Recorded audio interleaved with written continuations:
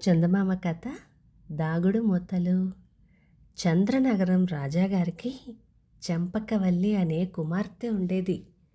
చెంపకవల్లికి చిన్నప్పటి నుంచి కూడా దాగుడు మూతలు అంటే మహాసరదా. మంత్రి కూతురు, సేనాధిపతి కూతురు, గురువుగారి కూతురు, ఇంకా ఇలా ఎంతోమంది పిల్లలను చేరదీసి ముసలి దాసీని ఆటలో తల్లిగా చేసుకొని తోటలో పొద్దస్తమానం చెంపకవల్లి దాగుడు మూతలు ఆడుతూ ఉండేది. ఆటలో దాక్కున్నప్పుడు చంపకవల్లిని తక్కిన వాళ్ళు సులభంగా కనిపెట్టలేకపోయేవారు. చాలాసేపు తిప్పలు పెట్టి ఆఖరికి ఆ అమ్మాయి తాను దాక్కున్న పొదలో నుంచి ఏ కోకిలకోతో కోసి పట్టుబడేది. తాను దొంగ అయినప్పుడు మాత్రం తక్కిన వాళ్ళని ఇట్టే కనిపెట్టేసేది. శుక్లపక్ష చంద్రునికి మళ్ళీ చంపకవల్లి పెరిగి పెద్దదై 15 ఏళ్ల బాలాకుమార్తె అయ్యింది. ఆమెకు పెండ్లిఈడు వచ్చిందని రాణిగారు ఒక రోజున రాజుగారితో చెప్పారు. ఆయన నమ్మలేదు. పసిపిల్లలకు మళ్ళీ దాగుడు మూతలు ఆడే ఈడు దాటనే లేదు, అప్పుడే పెళ్లి ఈడు వచ్చిందంటారా ఏమిటి అన్నాడు రాజు. దాగుడు మూతలకేంట్లేండి, పెళ్ళి అయ్యి పిల్లలు తల్లులయ్యాక కూడా కొంతమంది ఆటలు ఆడుతూనే ఉంటారు అంది రాణి. సరే, అలా అయితే చప్పన్న దేశపు రాకుమారులలో ఎవరిని పెళ్లి చేసుకుంటుందో కనుక్కో అన్నాడు రాజు. అప్పుడు రాణి కూతుర్ని పిలిచి, ఏమే పుత్తడి బొమ్మ, చప్పన్న దేశపు రాజకుమారులలో ఎవరే నీ పెళ్లి కొడుకు అని లాలించి అడిగింది. అందుకు చంపకవల్లి, ఎవరేమిటి, నేను దాక్కున్నప్పుడు ఏ రాజకుమారుడైతే నన్ను కనుక్కోగలడో అతడే అంది. రాణి వెళ్ళి రాజుతో చెప్పింది. రాజు చప్పన్న దేశపు రాజకుమారులందరికీ వినపడేటట్టుగా చాటింపు వేయించాడు. రాకుమారులు రోజు గుంపులు గుంపులుగా వస్తూ ఉండటం, చెంపకవల్లిని వెతుక్కోవటం, ఆమెను కనుక్కోలేక వెర్రి మొక్కాలు వేసుకుని తిరుగుదారి పట్టటం, ఇలా జరుగుతూ వచ్చింది. ఏ రాకుమారుడు కనుక్కోలేకపోతే కూతురికి పెళ్లి కాదేమోనని రాణికి భయం వేసింది. పోనీయవే, పెళ్లి కాకపోతే ఏమి, హాయిగా దాగుడు మూతలు ఆడుకుంటూ మన ఉద్యానవనంలోనే ఉండిపోతాను అంది చంపకవల్లి. అలా అందే కానీ చంపకవల్లికి కూడా పెళ్లి చేసుకోవాలని లేకపోలేదు. పాంచాల దేశపు రాజకుమారుడు భానుకుమారుడు చాలా అందంగా ఉంటాడని, తనకు మళ్ళనే అతనికి ఆటలంటే సరదా అని ఆమె విన్నది. చేసుకుంటే అతన్నే పెళ్లి చేసుకోవాలి అని నిశ్చయించుకుందామే. భానుకుమారుడు ఇంకా తనని వెతుక్కుంటూ రాలేదు, ఎందుచేత చెప్పమా అని అనుకుంటూ ఎదురుచూస్తూ ఉంది. భానుకుమారుడికి కూడా చాటింపు వినపడింది. చంపకవల్లిని ఎలాగైనా కనుక్కొని పెళ్లి చేసుకోవాలని మనసు పడ్డాడు. అయితే తనకంటే కొమ్ములు తిరిగిన రాజకుమారులంతా చేతకాని వాళ్ళమంటూ తిరిగి వస్తూ ఉండగా తనకి మాత్రం ఈ పని సాధ్యమవుతుందా అని ఊరుకున్నాడు. భానుకుమారుడికి స్నేహసాగరుడు అనే స్నేహితుడున్నాడు. అతను రాజకుమారితో, ఇక్కడే కూర్చొని ఇలా మీనమేషాలు లెక్క పెడితే కార్యం చెక్కబడుతుందా, రా బయలుదేరు, ఇతరులకు సాధ్యం కాని పని నీకు సాధ్యం కాదనుకోకు, నువ్వు తప్పకుండా నెగ్గుతావు, నాకు తెలుసుగా అంటూ ప్రోత్సహించి భానుకుమారుడిని చంద్రనగరానికి లాక్కొచ్చాడు.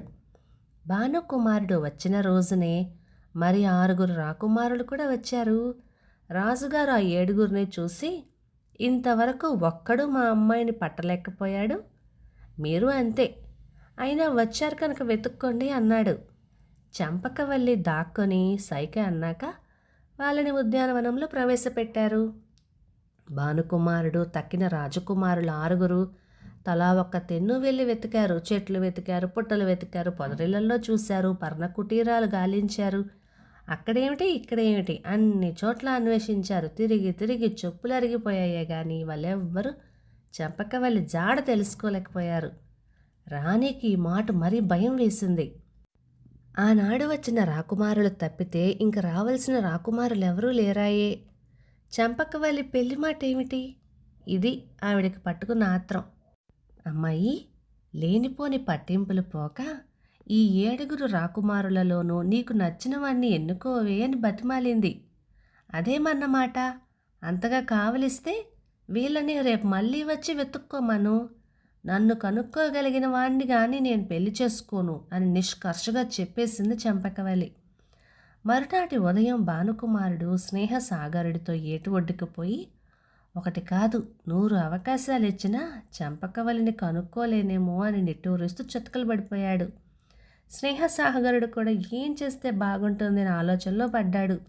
ఇంతలో చంపకవల్లికి దాగుడు మూతల్లో కళ్ళు మూసే ముసలిది ఆ దారిన పోతున్న దానికి మళ్ళీ వచ్చి నిలబడి ఏమీ ఎరగనట్టుగా ఎవరయ్యా మీరు అంది. రాకుమార్తెను వెతకటానికి వచ్చిన 7 రాకుమారులలో నేను ఒక్కని అన్నాడు భానుకుమారుడు. అందుకు ముసల్ది ఓహో అలాగా, నిన్న మీరంతా వెతుకుతూ ఉన్నప్పుడు ఉద్యానవనంలో నేను ఉన్నానులే. అవును కానీ 7 అంటావేమిటి? నేను 8 రాకుమారుల్ని చూసినట్లు జ్ఞాపకమే. హిహిహిహిహిహి. ఈ రాజకుమారులంతా ఇంతే. 90 ఏళ్ల దాన్ని నాకు ఆనినంత కూడా ఆనలేదే నీకు. అప్పుడే ఇంత చత్వారమా అంటూ నవ్వేసి వెళ్ళిపోయింది. స్నేహసాగరుడు భానుకుమారుడితో ఏమిటోయ్ నువ్వు 7 ఈ ముసల్ది 8 వాదిస్తోంది అని అడిగాడు. పోనిద్దు పిచ్చిదాని మాటలకేమిటి, ఇంతకీ 7 అయితే ఏం 8 అయితే ఏం, రాకుమార్తెను కనిపెట్టలేకపోయాక అన్నాడు భానుకుమారుడు. గంట కొట్టేసరికల్లా భానుకుమారుడు తక్కిన 6 రాకుమారులు ఉద్యానవనం వాకిట హాజరయ్యారు. ఇంక వెతుక్కోవచ్చు, తోట లోపలికి వెళ్ళండి అని రాజు అనుమతిచ్చాడు. లోపలికి వెళ్ళే సమయంలో భానుకుమారుడికి ముసలిదాని మాట జ్ఞాపకం వచ్చి ఎంతమంది ఉన్నది ఒక మాట లెక్క చూసుకున్నాడు. నేను చెప్పిందే సరి, మేము 7 ఉంటే ఆ ముసలిదాని మాట మతిలేని మాటే అని అనుకున్నాడు. వాళ్ళు తోటలో దశ దిశలకు వెళ్ళి పెండ్లి కూతురు కనపడడం లేదు అంటూ జలక్రీడలాడే కొలను వద్దకు వచ్చి చేరుకున్నారు. భానుకుమారుడు మళ్ళీ ఒక మాట లెక్క పెట్టేసరికి 8 కనపడ్డారు. ఇదేం ఆశ్చర్యం, 7 8 అయ్యారట్లా? ఇందులో ఏదో కీలకమున్నది.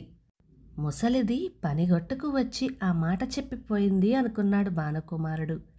తక్కిన 7 కూర్చొని దిక్కులు చూడడం మొదలెట్టారు. భానుకుమారుడు మాత్రం అలా చేయలేదు. ఆ 7 ముఖాలు పరిశీలించి చూసేసరికి వారిలో ఒక మొహం కొత్తగా ఉంది. అతడు ముసిముసి నవ్వులతో ఆ కొత్త మొహం వద్దకు సూటిగా వెళ్ళి చేయి పట్టుకొని ఏ దేశపు రాజకుమారులండి మీరు అని అడిగాడు. ఆ రాజపుత్రుని వేషంలో ఉన్న చంపకవల్లి కోపం నటిస్తూ మాది ఏ దేశమైతే మీకెందుకు, రాజపుత్రికను వెతుక్కోండి వెళ్ళండి అని చెయ్యి విదిలించుకోబోయింది. నాకు కావలసే అడుగుతున్నానండి, ముందు చెప్పండి, రాజపుత్రికను నెమ్మదిగా వెతుక్కుంటాం కానీ తొందరేం లేదులే అని నవ్వుతూ ఆ పిల్ల నెత్తి మీద ఉన్న తురాయి పాగా తీసివేశాడు.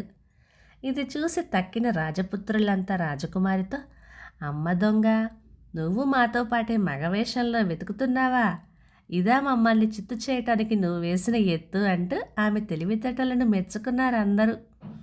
ఇంకేముంది, భానుకుమారుడికి చంపకవల్లికి ఎంతో వైభవంగా పెళ్లి జరిగింది. కథ సమాప్తం. ఇక ఈ కథ 1951 జులై నెల చందమామలు వచ్చింది. రచన ఏ సర్వమంగళ గారు, గొల్లప్రోలు నుంచి. ఇంతకీ భానుకుమారుడి దగ్గరికి ఆ ముసలి దాదిని పంపించింది ఎవరై ఉంటారు? యువరాణియా, మహారాణియా? మీరేమంటారు? ఇక ఈ కథ మీకు నచ్చినట్లయితే లైక్ చేయండి, షేర్ చేయండి. ఇలాంటి మంచి తెలుగు కథల కోసం మన ఛానల్ని సబ్స్క్రైబ్ చేయండి. Thank you.